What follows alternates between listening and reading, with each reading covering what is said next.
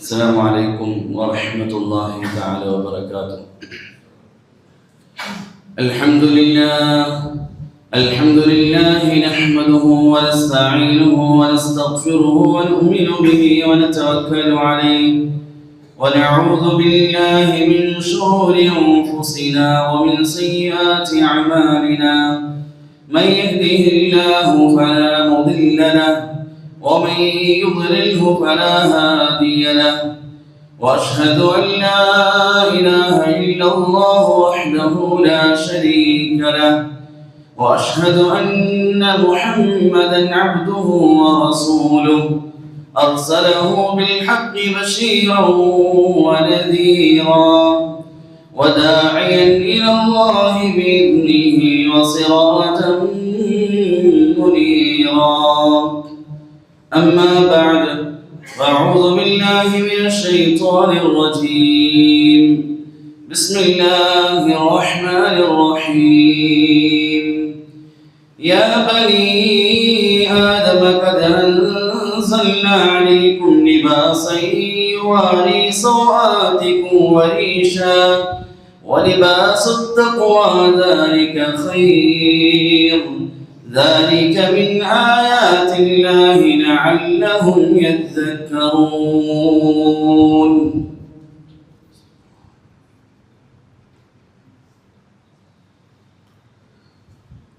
അല്ലാഹു സുബ്ഹാനഹു വ തആല നമ്മുടെ ജീവിതത്തിൽ വന്നുപോയ മുഴുവൻ പാപങ്ങളും പുറത്തു നിന്ന് ഗ്രഹിക്കുമാറാകട്ടെ. ബാക്കിയുള്ള ജീവിതം അള്ളാഹുവിനെ തൃപ്തിപ്പെടുത്തി ജീവിക്കുവാനും മരണപ്പെടുമ്പോൾ പരിശുദ്ധ കലിമ ചൊല്ലി മരണപ്പെടുവാനും അള്ളാഹു തൗഫീഖ് നൽകി അനുഗ്രഹിക്കുമാറാകട്ടെ. ബഹുമാനമുള്ള മുഅ്മിനീങ്ങളെ, സഹോദരന്മാരെ, അല്ലാഹു സുബ്ഹാനഹു വ തആല മനുഷ്യനെ ബഹുമാനിക്കാനും ആദരിക്കാനും മറ്റു ചില സൃഷ്ടികളെക്കാൾ ഭംഗിയും അനുഗ്രഹവും വർദ്ധിപ്പിക്കാൻ വേണ്ടി മറ്റ് സൃഷ്ടികൾക്ക് നൽകാത്ത പല അനുഗ്രഹങ്ങളും മനുഷ്യർക്ക് മാത്രമായി നൽകിയിട്ടുണ്ട്. അങ്ങനെ അല്ലാഹു തആല മനുഷ്യന് മാത്രമായി നൽകിയ അനുഗ്രഹങ്ങളിൽപ്പെട്ട വളരെ പ്രധാനപ്പെട്ട ഒരു അനുഗ്രഹമാണ് മനുഷ്യൻ ധരിക്കുന്ന വസ്ത്രം എന്നുള്ളത്. അള്ളാഹുവിൻ്റെ നിഅമത്തിൽപ്പെട്ട ഒരു നിഅമത്താണ്. പരിശുദ്ധ ഖുർആനിൽ അല്ലാഹു തആല അവൻ്റെ അനുഗ്രഹങ്ങളെ ഓർമ്മപ്പെടുത്തുന്ന കൂട്ടത്തിൽ യാ ബനി ആദമ ഖദ് അൻസൽനാ അലൈക്കും ലിബാസൻ യുവാരി സൗആതികും വരീഷ. അള്ളാഹു നിങ്ങൾക്ക് നൽകിയ അനുഗ്രഹങ്ങളിൽപ്പെട്ടതാണ് നിങ്ങളുടെ ശരീരത്തെ മറയ്ക്കാൻ അള്ളാഹു നൽകിയിരിക്കുന്ന വസ്ത്രം എന്നുള്ളത്. വജഅല ലക്കും സറാബീല തഖീകുമുൽ ഹർ വസറാബീല തഖീകും ബഅസകും കദാലിക യുതിമ്മു നിഅമതഹു അലൈക്കും. അല്ലാഹു തആല വിശുദ്ധ ഖുർആനിലെ പല സ്ഥലത്തും അനുഗ്രഹങ്ങൾ പറഞ്ഞപ്പോൾ എടുത്തു പറഞ്ഞതാണ്, നിങ്ങൾക്ക് ഞാൻ വസ്ത്രം നൽകി, അങ്ങനെ നിങ്ങളുടെ മേലുള്ള അനുഗ്രഹത്തെ ഞാൻ പൂർത്തീകരിച്ചു. അള്ളാഹുവിന്റെ വലിയൊരു അനുഗ്രഹമാണ്.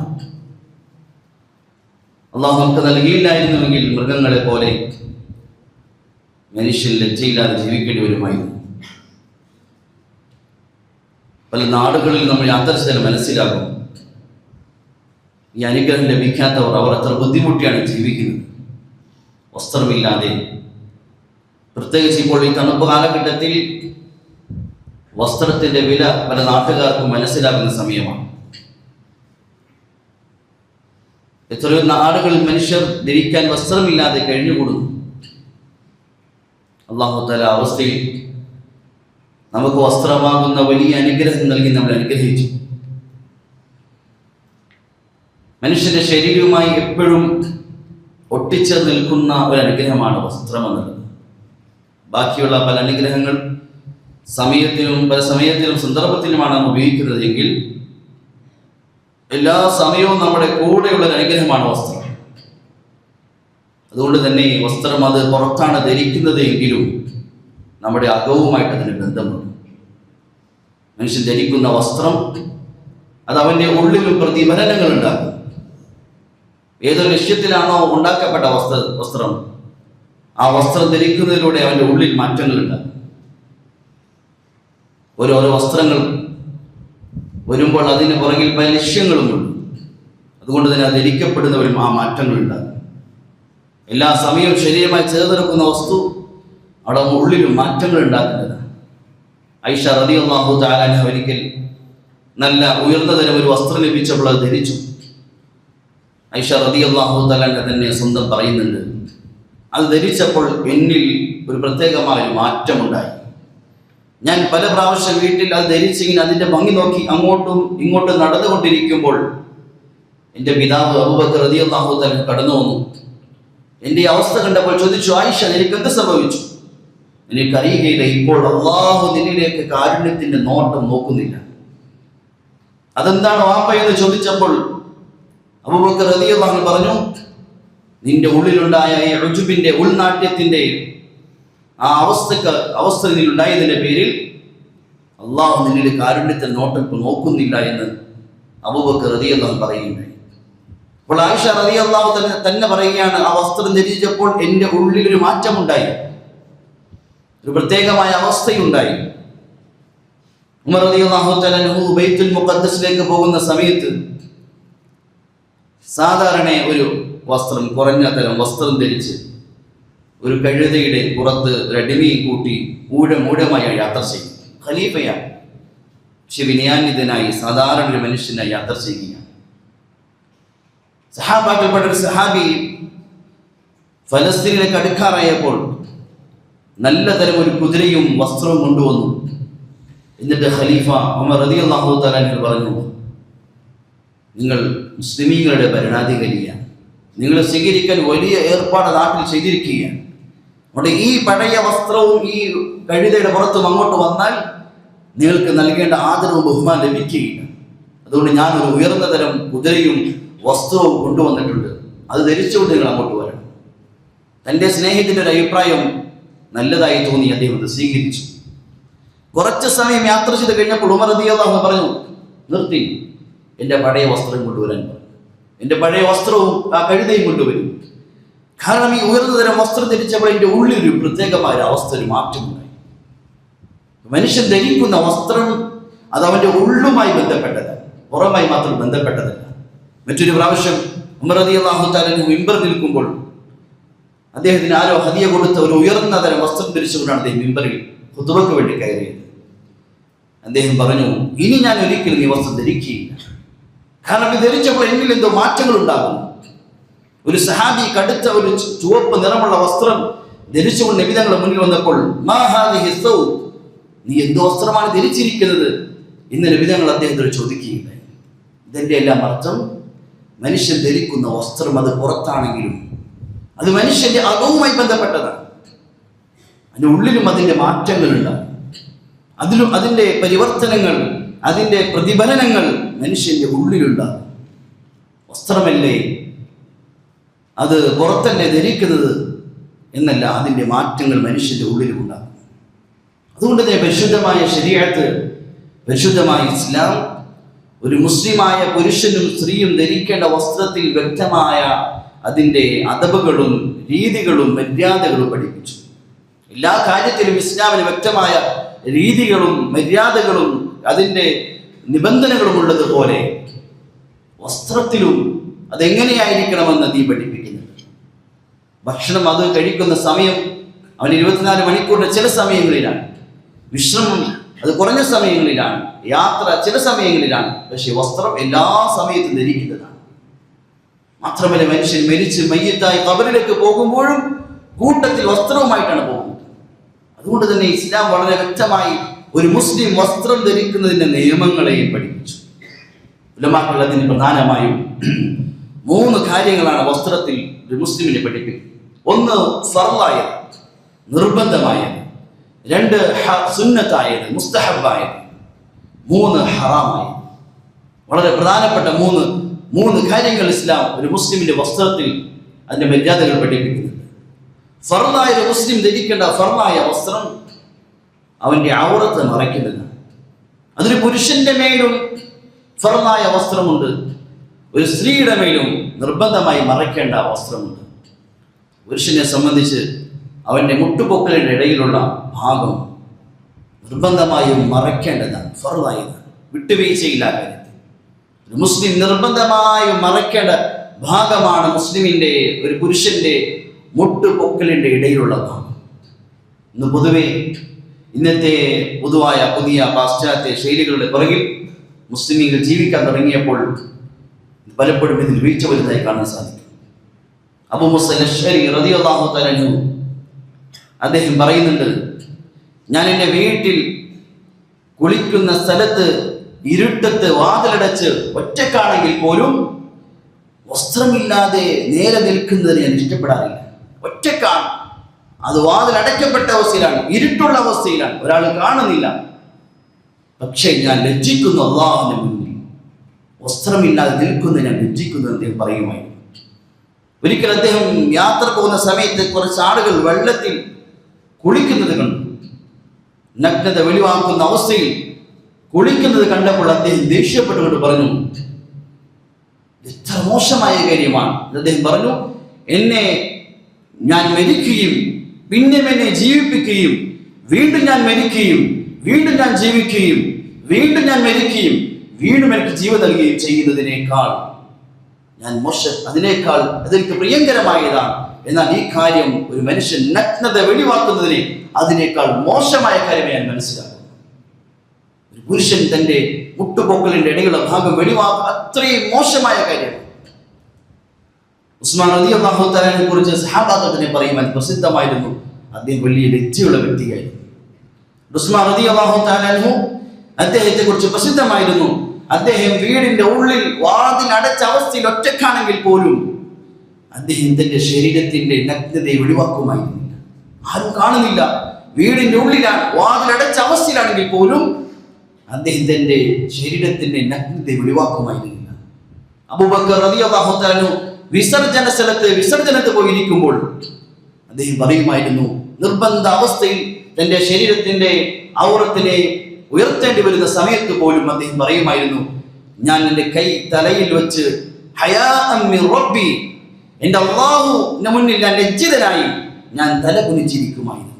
സഹോദരന്മാരെ, സഹാബാക്കളെല്ലാം ഒറ്റക്കാകുമ്പോൾ പോലും അവരവരുടെ നഗ്നതയെ, അവരുടെ ഔറത്തിനെ, അവരുടെ മുട്ടുപൊക്കലിനിടയിലുള്ള സ്ഥലത്തെ വെളിവാക്കാൻ ഇഷ്ടപ്പെട്ടിരുന്നില്ല. എങ്കിൽ പൊതുജനങ്ങൾ കൂടുന്ന പൊതുസ്ഥലത്ത്, കളിസ്ഥലങ്ങളിൽ, പൊതുജനങ്ങൾക്ക് മുന്നിൽ ഇന്നൊരു പുതിയൊരു ഫാഷൻ പോലെ, ഭംഗി പോലെ, വലിയൊരു പ്രൗഢി പോലെ മുസ്ലിമീങ്ങളായ പുരുഷന്മാർ, അതും വിവാഹം കഴിക്കാൻ പ്രായമായ മക്കളുടെ വാപ്പമാർ ലജ്ജയില്ലാതെ പൊതുസ്ഥലങ്ങളിലും ജനങ്ങൾക്കിടയിലും തന്റെ ഔറത്തിനെ വെളിവാക്കുന്ന എത്ര മോശമായ കാര്യമാണ്. അവിടെ ഒരു പുരുഷനെ സംബന്ധിച്ച് അവൻ നിർബന്ധമായും ഫർളായും മറയ്ക്കേണ്ട സ്ഥലമാണ് അവന്റെ മുട്ടുപൊക്കലിന്റെ ഇടയിൽ. ഒരു സ്ത്രീയെ സംബന്ധിച്ച് അവരുടെ നിർബന്ധമായി ധരിക്കേണ്ട വസ്ത്രമാണ് അവരുടെ ശരീരത്തെ മറയ്ക്കുക എന്നത്. അതിലും ഇസ്ലാം വ്യക്തമായ മാർഗം കാണിച്ചു. കാരണം ഒരു സ്ത്രീയെ സംബന്ധിച്ച് ഇസ്ലാം ഏറ്റവും മൂല്യമുള്ള, ഏറ്റവും വിലയുള്ള അള്ളാഹുവിന്റെ സൃഷ്ടിയായിട്ടാണ് പഠിപ്പിക്കുന്നത്. എവിടെയെങ്കിലും പ്രദർശിപ്പിക്കപ്പെടേണ്ടതില്ല, ആരുടെയെങ്കിലും മുന്നിൽ പ്രദർശിപ്പിക്കപ്പെടേണ്ടവരല്ല ഒരു മുസ്ലിമായ സ്ത്രീ എന്നത്. നമുക്കറിയാം, പൊതുവെ മൂല്യമുള്ള വസ്തു, വിലയുള്ള വസ്തു മറ്റു വസ്തുക്കളെ പോലെ പൊതുജനങ്ങൾക്ക് മുന്നിൽ പ്രദർശിപ്പിക്കാറില്ല. ഒരു പച്ചക്കറിക്കടയിൽ കിട്ടുന്ന പോലെ സ്വർണ്ണക്കടയിലെ സ്വർണ്ണം ലഭിക്കുകയില്ല. അതിനെ ഭദ്രമായി ഉള്ളിന്റെ ഉള്ളിൽ സൂക്ഷിക്കപ്പെടുന്നത് പോലെ ഒരു മുസ്ലിം ഇസ്ലാമിന്റെ നിയമത്തിൽ, ഇസ്ലാമിന്റെ മുന്നിൽ ഒരു സ്ത്രീ ഏറ്റവും വിലയുള്ളവളാണ്, ജനങ്ങൾക്ക് മുന്നിൽ പരസ്യപ്പെടുത്താനുള്ളവളല്ല. അതിലൂടെ അങ്ങനെയെങ്ങാനും വന്നുപോയാൽ ലോകത്ത് അക്രമങ്ങളും അനീതികളും ഉണ്ടാകും, സ്ത്രീക്കെതിരെയുള്ള അക്രമങ്ങളും അനീതികളും ഉണ്ടാകും. കാരണം ഏറ്റവും മൂല്യമുള്ള, വിലയുള്ളവളാണ് സ്ത്രീ എന്നത്.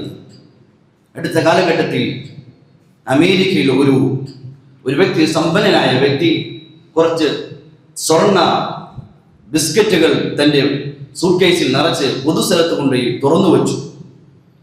ഒരു മനുഷ്യൻ അതിശയമായി കണ്ടപ്പോൾ, വിലയുള്ള സ്വർണത്തിന്റെ ബിസ്ക്കറ്റ് കണ്ടപ്പോൾ അദ്ദേഹം അതെടുത്തു. ഇദ്ദേഹം മറഞ്ഞു നിന്ന് അദ്ദേഹത്തെ പിടിച്ച് അദ്ദേഹത്തെ കോടതിയിൽ കൊണ്ടുപോയി. കോടതിയിൽ വിധി വന്നപ്പോൾ വിധി വന്നത് ഇപ്രകാരമാണ്: ഈ മനുഷ്യനെ ഈ തെറ്റ് ചെയ്യാൻ പ്രേരിപ്പിച്ച ഇദ്ദേഹമാണ് കുറ്റക്കാരൻ, അവിടെ ഇദ്ദേഹത്തെ ജയിലടയ്ക്കാൻ. ഈ സ്വർണം മനുഷ്യന് മുന്നിൽ വിലയുള്ള വസ്തുവിനെ തുറന്നു വെച്ചതിന്റെ പേരിലാണല്ലോ അദ്ദേഹം ഈ തെറ്റിന് തയ്യാറായത്. ഇതുപോലെ സ്ത്രീകൾ അവരുടെ ശരീരത്തെ മറച്ചു വെക്കാൻ ജനങ്ങൾക്ക് മുന്നിൽ വെളിവാക്കിയാൽ ലോകത്ത് അക്രമങ്ങളും അനീതികളും ഉണ്ടാകും. അതിന് കാരണക്കസത്തിൽ അവർ തന്നെയാണ്. ഇസ്ലാം പഠിപ്പിക്കുന്ന രീതിയിൽ മുസ്ലിമായ സ്ത്രീയുടെ ശരീരം ഏറ്റവും വിലയുള്ളതാണ്. അത് പരസ്യപ്പെടുത്താനുള്ളതല്ല, പ്രദർശിപ്പിക്കാനുള്ളതല്ല, ജനങ്ങളെ കാണിക്കാനുള്ളതല്ല. അതുകൊണ്ട് ഇസ്ലാം ഒരു സ്ത്രീ ധരിക്കേണ്ട വസ്ത്ര രീതികളും പഠിപ്പിച്ചു. ഒരു സ്ത്രീ ധരിക്കേണ്ട വസ്ത്രം ലജ്ജയുള്ളവളായിരിക്കണം. അവളുടെ ശരീരത്തിന്റെ ഭാഗങ്ങൾ മറ്റുള്ളവരിൽ മറയ്ക്കണം. അലി റളിയല്ലാഹു തന്നെ പറയുന്നത്, ഒരിക്കൽ ഞാൻ നബി സല്ലല്ലാഹു അലൈഹി വസല്ലം ബഖീയിൽ ഇരിക്കുന്ന സമയത്ത്, ബഖീ ഖബർസ്ഥാനിന്റെ സമീപത്ത് ഇരിക്കുന്ന സമയത്ത് ഒരു സ്ത്രീ അവളുടെ വാഹനപ്പുറത്ത് ഇങ്ങനെ കടന്നുപോയി. മഴയുള്ള സമയമായിരുന്നു. പെട്ടെന്ന് ആ മൃഗത്തിൽ നിന്ന് തെന്നി അവൾ താഴേക്ക് മറിഞ്ഞു വീഴുന്ന നബി തങ്ങൾ മുന്നിൽ വെച്ച് അലി റളിയല്ലാഹു പറഞ്ഞു, നബി തങ്ങൾ പെട്ടെന്ന് മുഖം തിരിച്ചു കളഞ്ഞു. ആ സ്ത്രീ മറിഞ്ഞു വീഴുന്നത് കണ്ടപ്പോൾ അവളുടെ അവർത്തങ്ങാനും വെളിവാകുമോ, തങ്ങൾ അത് കാണേണ്ടി വരുമെന്ന് ഭയത്താൽ തങ്ങൾ പെട്ടെന്ന് മുഖം തിരിച്ചു. സഹാബാക്കൾ പറഞ്ഞു, ഇല്ല നബി, അവർ പൈജാമ വസ്ത്രം അവർക്ക് വെളിവാകാതെ പൈജാമ ധരിച്ചിട്ടുണ്ട്, അവരുടെ വസ്ത്രത്തിന്റെ ഉള്ളിൽ പൈജാമ ധരിച്ചിട്ടുണ്ട് എന്ന് തങ്ങളോട് പറഞ്ഞപ്പോൾ നബി സല്ലല്ലാഹു അലൈഹി വസല്ലം പറഞ്ഞു, അല്ലാഹുമ്മ ഗ്ഫിർ ലിൽ മുതസർവിലാത്ത്, പൈജാമ ധരിച്ചവർക്ക് അല്ലാഹു മഗ്ഫിറത്ത് നൽകട്ടെ. നബി തങ്ങൾ സഹാബാക്കളെ പ്രേരിപ്പിക്കുകയും ചെയ്തു, നിങ്ങളെ സ്ത്രീകളെ വസ്ത്രം ധരിപ്പിക്കും, അവരുടെ ഔറത്തിനെ വെളിവാകാതിരിക്കുന്നത്. നബി തങ്ങൾ ഇഷ്ടപ്പെട്ടത് ഒരു സ്ത്രീയുടെ ശരീരത്തെ മറയ്ക്കുന്നതിനെ. ഒരിക്കൽ ദഹിയത്തുൽ ഖൽബി എന്ന് പറയുന്ന സഹാബിയെ സല്ലല്ലാഹു അലൈഹി വസല്ലം ഹിർക്കൽ രാജാവിന്റെ നാട്ടിലേക്ക് അയച്ചു. അദ്ദേഹം മടങ്ങി വന്നപ്പോൾ നബി തങ്ങൾ അദ്ദേഹത്തിന് ഒരു ഗിഫ്റ്റ് കൊടുത്തു, ഒരു ഹദിയ കൊടുത്തു, ഒരു വസ്ത്രം, നല്ല മാർദ്ദവമായ നല്ല ഉയർന്നൊരു വസ്ത്രം അദ്ദേഹത്തിന് നബി തങ്ങൾ ഹദിയ കൊടുത്തു. നബി തങ്ങൾ പറഞ്ഞു, അതിന്റെ പകുതി നീ എടുത്തോ, അതിന്റെ പകുതി നിന്റെ ഭാര്യയ്ക്ക് നീ കൊടുക്കണം. അദ്ദേഹം പോകുന്ന സമയത്ത് നിങ്ങൾ തിരിച്ചു വിളിച്ചു, എന്നിട്ട് പറഞ്ഞു, ഇത് വളരെ മാർദ്ദവമായ വസ്ത്രമാണ്, അതുകൊണ്ട് നിന്റെ ഭാര്യ ഇത് ധരിക്കുമ്പോൾ അവളോട് അതിന്റെ ഉള്ളിൽ മറ്റൊരു വസ്ത്രം കൂടി ധരിക്കാൻ പറയാം. തങ്ങൾ ഇഷ്ടപ്പെട്ടത് ഒരു മുസ്ലിമായ സ്ത്രീ അവളുടെ ശരീരത്തെ വെളിവാക്കാതെ പൂർണ്ണമായി മറയ്ക്കാനാണ്. മറ്റൊരു റിവായത്തിൽ ഉസാമത്ത് ബിൻ സെയ്ദ് റളിയല്ലാഹു തആല അൻഹുവിനോടും നബി സല്ലല്ലാഹു അലൈഹി വസല്ലം ഇതുപോലെ ഒരു വസ്ത്രം, ഉയർന്ന വസ്ത്രം അദ്ദേഹത്തിന് ഹദിയ കൊടുത്തു. അദ്ദേഹത്തോട് നബി തങ്ങൾ 2 ദിവസം കഴിഞ്ഞപ്പോൾ അദ്ദേഹത്തെ കണ്ടു, ചോദിച്ചു, എന്ത് ചെയ്ത വസ്ത്രം? നബി, ഞാൻ നല്ല വസ്ത്രമായതിനെ പേരിൽ എന്റെ ഭാര്യയ്ക്ക് കൊടുത്തു. നബി തങ്ങൾ പറഞ്ഞു, കുഴപ്പമില്ല, പക്ഷേ വളരെ മാർദ്ദവമായ വസ്ത്രമായതിന്റെ പേരിൽ അവളോട് അതിന്റെ ഉള്ളിൽ മറ്റൊരു വസ്ത്രം ധരിക്കാൻ പറയും.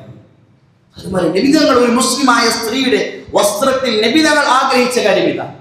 അന്യ പുരുഷന്മാരുടെ മുന്നിൽ നഗ്നത വെളിവാക്കുന്നതിൽ ഏതെങ്കിലും ബാത്തിലിന്റെ ആളുകൾ ഉണ്ടാക്കിയ ലജ്ജയില്ലാത്ത വസ്ത്രങ്ങൾ ഒരു മുസ്ലിമായ സ്ത്രീ ധരിക്കുന്നതിനെ നമ്മുടെ പൊന്നാര ഹബീബായി തങ്ങൾ ഇഷ്ടപ്പെട്ടിട്ടില്ല.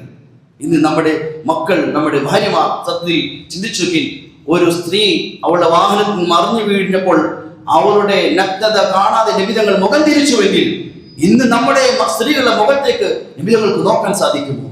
ഏത് സ്ത്രീയാണ് അവരെ ഔറത്തിനെ വെളിവാക്കാതിരിക്കുന്നത്? അതുകൊണ്ട് നമ്മുടെ സ്ത്രീകൾ ശരീരത്തെ മറക്കണം. അതുകൊണ്ട് ഇസ്ലാമിന്റെ ഒന്നാമത്തെ കൽപ്പന വസ്ത്രത്തിൽ ഫർദായതാണ് ഔറത്തിനെ മറയ്ക്കുക, പുരുഷന്മാരും സ്ത്രീകളും. രണ്ടാമത്തെ ഇസ്ലാമിന്റെ കൽപ്പന വസ്ത്രത്തിൽ സുന്നത്തായ മുസ്തഹബായതാണ്, നല്ല വസ്ത്രം ധരിക്കുക. ദീൻ പ്രേരിപ്പിക്കുന്ന കാര്യമാണ്.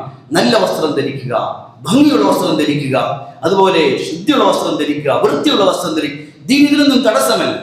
ഒരു സഹാബി നബി സല്ലല്ലാഹു അലൈഹി വസല്ലം ചോദിച്ചു, നബിയെ, ഞങ്ങൾ നല്ല വസ്ത്രത്തെ ഇഷ്ടപ്പെടുന്നു, നല്ല ചെരുപ്പിനെ ഇഷ്ടപ്പെടുന്നു, അത് അഹങ്കാരമാകുമോ? നിങ്ങൾ പറഞ്ഞില്ല, ഇന്നല്ലാഹ ജമീലുൻ യുഹിബ്ബുൽ ജമാല, അല്ലാഹു ഭംഗിയുള്ളവനാണ്, അവൻ ഭംഗിയെ ഇഷ്ടപ്പെടുന്നവനാണ്. നിങ്ങൾ നല്ല വസ്ത്രം ധരിച്ചുകൊള്ളി, വൃത്തിയുള്ള വസ്ത്രം ധരിച്ചുകൊള്ളി, അത് അഹങ്കാരമാവുകയില്ല.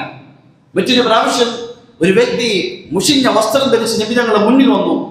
നബി തങ്ങൾ അദ്ദേഹത്തോട് ചോദിച്ചു, അലക്കൽ മാൽ, നിന്റെ അടുക്കൽ സമ്പത്തുണ്ടോ? അദ്ദേഹം പറഞ്ഞു, സമ്പത്തുണ്ട്. നബി തങ്ങൾ പറഞ്ഞു, പിന്നെ എന്തിനാണ് നീ ഈ മുഷിഞ്ഞ വസ്ത്രം ധരിക്കുന്നത്? അല്ലാഹു തആല നബിക്ക് എന്തെങ്കിലും അനുഗ്രഹങ്ങൾ നൽകിയിട്ടുണ്ടെങ്കിൽ ആ അനുഗ്രഹം അദ്ദേഹത്തിൽ കാണാനും അല്ലാഹു തആല ഇഷ്ടപ്പെടുന്നു.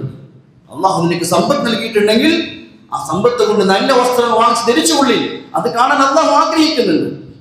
ദീനിന്റെ നിയമങ്ങൾ കുളിന്നുകൊണ്ട് നല്ല വസ്ത്രങ്ങൾ ധരിച്ചുകൊള്ളി. അതുകൊണ്ട് നല്ല വസ്ത്രം ധരിക്കുക ഇസ്ലാം പ്രേരിപ്പിക്കുന്ന കാര്യമാണ്.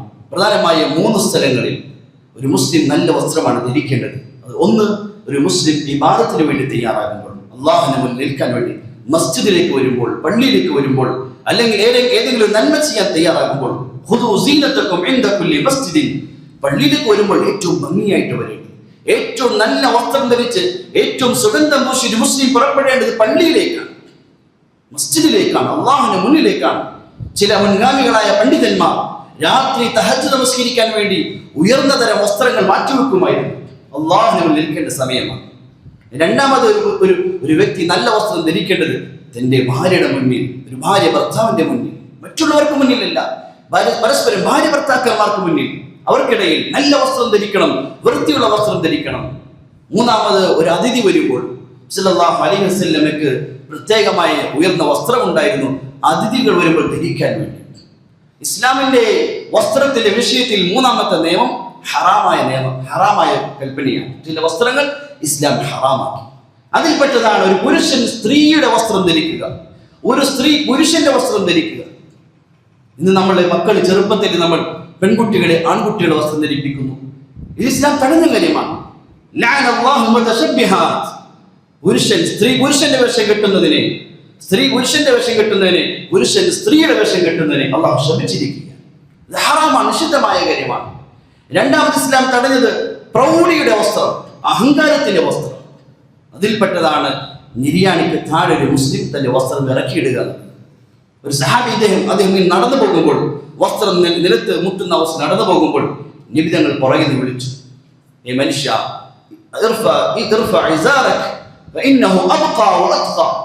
നിന്റെ വസ്ത്രത്തെ ഉയർത്തി, അത് തഖ്വയ്ക്ക് കാരണമാണ്, ആ വസ്ത്രം നിലനിൽക്കാൻ കാരണമാണ്. ഉമർ റളിയല്ലാഹു തആല അൻഹു മരണസമയത്ത് അദ്ദേഹം കുത്തേറ്റ് കിടക്കുന്ന സമയത്ത് ഒരാളെ വസ്ത്രം നിര്യാണിന്റെ താഴ്ന്നു കിടക്കുന്ന അവസ്ഥയിൽ കണ്ടപ്പോൾ അദ്ദേഹത്തോടും മരണത്തിന്റെ അവസ്ഥയിൽ ഉമർ റളിയല്ലാഹു പറഞ്ഞു, ആ വസ്ത്രം നിന്റെ ഉയർത്തി, അതിന് റബ്ബിന്റെ മുന്നിൽ റബ്ബിന്റെ തൃപ്തിക്ക് കാരണമായി തീരും. ഒരു സഹാബി വന്ന് നമസ്കരിച്ചു തങ്ങളുടെ മുന്നിൽ. അദ്ദേഹം നമസ്കാരം തങ്ങൾ വിളിച്ചു, പറഞ്ഞു, നീ ഒതുകൊടുത്ത് ഒന്നുകൂടി നമസ്കരിക്കും. അദ്ദേഹം പോയി ഒതുകൊടുത്തു, വീണ്ടും അതേപോലെ നമസ്കരിച്ചു. അദ്ദേഹത്തിന് തങ്ങൾ പറഞ്ഞു, നീ ഒന്നുകൂടി പോയി ഒതുകൊടുക്കും, നമസ്കരിക്കും. അദ്ദേഹം പല പ്രാവശ്യം ചെയ്തു. കൂടെ ഇത് സഹാബാക്കൾ ചോദിച്ചു, എന്താണ്? നിങ്ങൾ പറഞ്ഞു, അദ്ദേഹത്തിന്റെ വസ്ത്രങ്ങൾ കാണുന്നില്ലേ, അത് നെരിയാനുടെ താഴെയാണ്. തങ്ങൾ പറഞ്ഞു, അങ്ങനെ നമസ്കരിച്ചാൽ നമസ്കാരം അല്ലാഹു സ്വീകരിക്കുകയില്ല. വസ്ത്രം നെരിയാനുടെ താഴെ കിടക്കുന്ന അവസ്ഥയിൽ നമസ്കരിച്ചാൽ അവന്റെ നമസ്കാരം അല്ലാഹു സ്വീകരിക്കുകയില്ല. ഇസ്ലാം ഹറാമാക്കിയ രണ്ടാമത്തെ വസ്ത്ര രീതി പ്രൗഢിയുടെ വസ്ത്രം, അഹങ്കാരത്തിന്റെ വസ്ത്രധാരണം. അതിൽപ്പെട്ടതാണ് മുസ്ലിം തന്റെ വസ്ത്രത്തെ നിര്യാണിക്ക് താഴെ താഴ്ത്തിടുക. മൂന്നാമത് ഇസ്ലാം തടഞ്ഞ ഹറാമായ വസ്ത്ര രീതി സിയാബുൽ കുഫാർ, സത്യനിഷേധികളുടെ ആരാധനയുമായി ബന്ധപ്പെട്ട വസ്ത്രങ്ങൾ. സത്യനിഷേധികളുടെ, മറ്റു മതക്കാരുടെ, അവരുടെ ആരാധനയുമായി ബന്ധപ്പെട്ട വസ്ത്രങ്ങൾ ധരിക്കൽ ഒരു മുസ്ലിമിന് ഹറാമാണ്. ഇന്ന് പലതിന്റെയും സീസണാണ്, ശബരിമലയുടെ, ക്രിസ്മസിന്റെ സീസണാണ്. അവർക്ക് അവരുടെ ആരാധനയുമായി ബന്ധപ്പെട്ട വസ്ത്രങ്ങളുണ്ട്, അത് അവർ ധരിക്കട്ടെ. അത് മുസ്ലിമിന്റെ വസ്ത്രരീതി ഇസ്ലാം ഹറാമാക്കിയ കാര്യമാണ്. പ്രത്യേകിച്ച് ക്രിസ്മസുമായി ബന്ധപ്പെട്ട് നമ്മുടെ മക്കൾ സ്കൂളുകളിലും കോളേജുകളിലും പല സെലിബ്രേഷനും നടത്തും. മുസ്ലിമിന് വസ്ത്രത്തിലും മുഴുവൻ കാര്യങ്ങളിലും വ്യക്തമായ നിയമം. ഇന്ന് പലപ്പോഴും കോളേജുകളും ക്യാമ്പസുകളും പല ചാനലുകളും മേക്കുമായി നമ്മുടെ പെൺകുട്ടികളെ ആൺകുട്ടികളെ മുന്നിൽ വരുമ്പോൾ എന്തിനാണ് മതങ്ങൾ വസ്ത്രത്തിലേക്ക് ബന്ധപ്പെടുന്നത്? സഹോദരന്മാരെ, ഇസ്ലാം എന്ന് പറഞ്ഞാൽ ഏതെങ്കിലും സ്ഥലങ്ങളും ഏതെങ്കിലും മാസങ്ങളുമായി ബന്ധപ്പെട്ടതല്ല, ജീവിതം മുഴുവൻ ബന്ധപ്പെട്ടതാണ്. ഇസ്ലാം അവന്റെ വസ്ത്രവുമായി ബന്ധപ്പെട്ടതാണ്, അവന്റെ ഭക്ഷണവുമായി ബന്ധപ്പെട്ടതാണ്. ജീവിതത്തിന്റെ 24 മണിക്കൂറിന്റെ ഓരോ സെക്കൻഡുമായി ബന്ധപ്പെട്ട മതമാണ് ഇസ്ലാം. അതിലെല്ലാം നിയമങ്ങളുണ്ട്. ആ നിയമങ്ങൾ ഇസ്ലാം പറയും, ഇസ്ലാമിന്റെ ആളുകൾ, മുസ്ലിമികൾ ആളുകൾ പറഞ്ഞുകൊണ്ടിരിക്കുകയും ചെയ്യും. ഇസ്ലാം തടഞ്ഞിരിക്കുന്ന കാര്യമാണ് മറ്റു മതത്തിന്റെ ആഘോഷവുമായി ബന്ധപ്പെട്ട വസ്ത്രങ്ങൾ. പ്രത്യേകിച്ച് ഇപ്പോൾ നടക്കുന്ന ഈ ആഘോഷങ്ങൾ ഈസാ നബി അലൈഹിസ്സലാത്തു വസ്സലാമിന്റെ വിഷയത്തിൽ ഉലമാക്കൾ എഴുതിയിട്ടുണ്ട് 3 നിലയുള്ള വിശ്വാസങ്ങളാണ്. ഒന്ന് യഹൂദികളുടെ വിശ്വാസം. അവർ വിശ്വസിക്കുന്ന ഈസാ നബി അലൈഹിസ്സലാം ജാരസന്തതിയാണ്, യഊദു ബില്ലാഹ്. ഈസാ അലൈഹിസ്സലാത്തു വസ്സലാമയെ കുറിച്ച് യഹൂദികളുടെ വിശ്വാസം അദ്ദേഹം ജാരസന്തതി എന്നാണ്. 2 ക്രിസ്ത്യാനികളാണ്. അവരുടെ വിശ്വാസം ഈസാ അലൈഹിസ്സലാത്തു വസ്സലാം ദൈവമാണ് അല്ലെങ്കിൽ ദൈവപുത്രനാണ്. എത്ര കടുത്ത കുഫ്റിന്റെ ശിർക്കിന്റെ വാക്കാണ്! അള്ളാഹുവിനെ വെറുപ്പിക്കുന്ന എത്ര കടുത്ത വാക്കാണ്! അള്ളാഹുവിന്റെ സന്തതിയാണ്. അള്ളാഹ് സൃഷ്ടിയെ സംബന്ധിച്ച് അത് അള്ളാഹിന്റെ മകനാണ്, അള്ളാഹുവിന്റെ മകനാണെന്ന് പറയുക. ഹദീസിൽ വരുന്നുണ്ട്, കസ്സബനി ഇബ്നു ആദം വലം യകുൽ ലഹു ദാലിക്, ശതമനി ഇബ്നു ആദം വലം യകുൽ ലഹു ദാലിക്. അല്ലാഹു തആല പറയാണ് ഖുദ്സിയ ഹദീസാൻ, ആദം സന്തതികൾ എന്നെ ചീത്ത പറയുന്നു, എന്നോട് ചീത്ത പറയുന്നു. എന്താണ്? എനിക്ക് സന്താനമുണ്ട് എന്ന് പറയുക. അള്ളാഹ് ചോദിക്കാം, എനിക്കങ്ങനെ എനിക്ക് സന്താനമുണ്ട് എന്ന് പറയുക എന്നെ സംബന്ധിച്ച് ചീത്ത പറയലല്ലേ, എന്നെ സംബന്ധിച്ച് കളവ് പറയലല്ലേ? അള്ളാഹുവിന്റെ വിഷയത്തിൽ ഏറ്റവും കടുത്ത വാക്കാണ് ഈസാ അലൈഹിസ്സലാം അവന്റെ സന്താനമാണ്, അല്ലെങ്കിൽ അവൻ ദൈവമാണെന്ന് പറയുന്നു. ആ വിശ്വാസത്തിന്റെ അടിസ്ഥാനത്തിൽ നടക്കുന്ന ആഘോഷങ്ങൾ, അതിലൊരു മുസ്ലിം എങ്ങനെ പങ്കുചേരാൻ സാധിക്കും? മുസ്ലിമിന്റെ ബുദ്ധിക്ക് ഒരിക്കലും യോജിക്കാൻ പറ്റാത്ത ഒരു വിശ്വാസമാണ് ഈസാ അലൈഹിസ്സലാം സന്താനമാണ്, അള്ളാഹുവിന്റെ സന്താനമാണ്, അല്ലെങ്കിൽ ഈസാ അലൈഹിസ്സലാം ദൈവമാണെന്ന് വിശ്വസിക്കുന്നത്. അതിന്റെ അടിസ്ഥാനത്തിലാണ് ഈ ആഘോഷങ്ങൾ. അതുകൊണ്ട് ആഘോഷങ്ങളിലുള്ള അവർക്ക് വേണ്ടി ഉണ്ടാക്കപ്പെട്ട വസ്ത്രങ്ങളോ നിറങ്ങളോ ഒരു മുസ്ലിം പറ്റുകയില്ല. മുസ്ലിമിന്റെ ജീവിതത്തിൽ വ്യക്തമായ മാതൃകയുണ്ട്. മൂന്നാമത് മുസ്ലിമീങ്ങളുടെ വിശ്വാസമാണ്. മുസ്ലിമിന്റെ വിശ്വാസം ഈസാ അലൈഹിസ്സലാം അള്ളാഹുവിന്റെ പ്രവാചകനാണ്, അള്ളാഹുവിന്റെ അടിമയാണ്. ഈസാ അലൈഹിസ്സലാം അള്ളാഹുവിന്റെ പ്രവാചകനാണ്, ദൂതനാണ്, അള്ളാഹുവിന്റെ അടിമയാണ്. അതുകൊണ്ട് നമുക്ക് വ്യക്തമായ മാതൃകയുണ്ട്. ഇന്ന് ആഘോഷങ്ങൾ എവിടെ കണ്ടാലും മുസ്ലിമുകൾ കൂടുന്ന സ്ഥലമാണ്. ആഘോഷങ്ങളും പാട്ടും കൂത്തും സംഗീതങ്ങളും ഹറാമുകളും തുള്ളലും ഉണ്ടായാൽ അവിടെ ആയിരക്കണക്കിന് മുസ്ലിമുകൾ കൂടെ തയ്യാറാണ്. ആരാധനയോട് താല്പര്യമില്ലാത്ത മടിയുടെ കാലഘട്ടം. അതുകൊണ്ട് ഇസ്ലാമിൽ മുഴുവൻ മേഖലയിലും വ്യക്തമായ മാതൃക അവർ പഠിപ്പിച്ചു. അതിനെ പിൻപറ്റിയാൽ നമുക്കൊരു ജീവിതം വരാനുണ്ട്. സത്യനിഷേധികളെ പോലെ ദുന്യാവിനെ മാത്രം അടിസ്ഥാനമാക്കി ജീവിക്കുന്നവനല്ല മുസ്ലിം. മുസ്ലിമിന്റെ അടിസ്ഥാന വിശ്വാസമാണ് അവന് കുറഞ്ഞ കാലഘട്ടമേ ദുന്യാവിലുള്ളൂ. ഇവിടുത്തെ ജീവിതം അവസാനിച്ചാൽ എന്നേക്കുള്ള ജീവിതം വരാനുണ്ട്. അവിടുത്തെ ജീവിതത്തിൽ അള്ളാഹു തആല ചോദിക്കും, ചോദ്യങ്ങൾ ഉണ്ടാകും, അവന് മുന്നിൽ മറുപടി പറയേണ്ടതാണ്. അതുകൊണ്ട് നമുക്ക് അള്ളാഹു നൽകിയ നിയമങ്ങൾ നമ്മളെ ബുദ്ധിമുട്ടിക്കാനല്ല, അള്ളാഹുവിന്റെ അടിമയിൽ ബുദ്ധിമുട്ടിക്കാൻ വേണ്ടി ദീനിൽ ഒരു നിയമവും ഇറക്കിയിട്ടില്ല. അടിമയുടെ മേൽ എളുപ്പത്തെ തന്നെ അള്ളാഹു തആല ഉദ്ദേശിക്കുന്നത്. പക്ഷെ അള്ളാഹു തആല ദുന്യാവിലേക്ക് അയച്ച് പരീക്ഷിക്കാൻ വേണ്ടിയാണ് ചില കൽപ്പനകളും ചില നിരോധനങ്ങളും അള്ളാഹു നൽകിയത്. എന്റെ ഏതെല്ലാം അടിമകൾ പൂർത്തീകരിക്കുന്നു, ഈ പരീക്ഷയിൽ വിജയിച്ചവർക്കാണ് ആഖിറത്തിൽ വിജയമുള്ളത്. അള്ളാഹു തആല കാര്യങ്ങൾ മനസ്സിലാക്കി അമൽ ചെയ്യാൻ തൗഫീഖ് ചെയ്യുമാറാകട്ടെ. വാഖിറു ദുആ അൽഹംദുലില്ലാഹി റബ്ബിൽ ആലമീൻ.